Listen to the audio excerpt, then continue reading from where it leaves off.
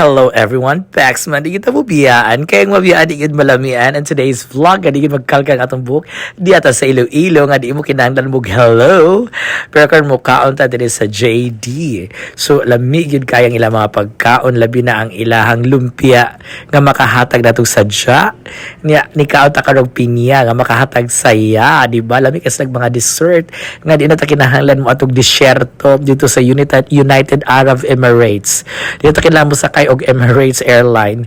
So very colorful. So mo diyan na ani kaon kog pinya. Pinya nga di kalang wala man ay kanya gipalaya. Oh my god, yung binigay mo ng lahat. Kaso hindi pa rin sapat.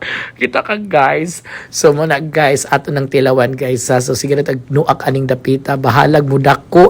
Ang importante wa jud ta giloko. No? Nung imo siyang gihatag ang tanan kaso kuwang lang yun gihapon yung abi ni mugka mo pero sa iba siya nagkagusto usaon lang dito.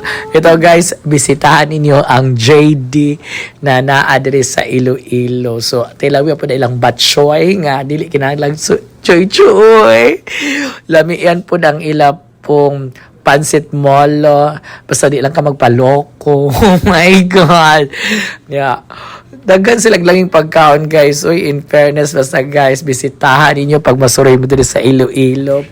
Walay hiluan rin na pita. Ay mo tuoan na. Tuo mo sa Ginoo. Bisag usa ta ka busy, put God as a number one priority.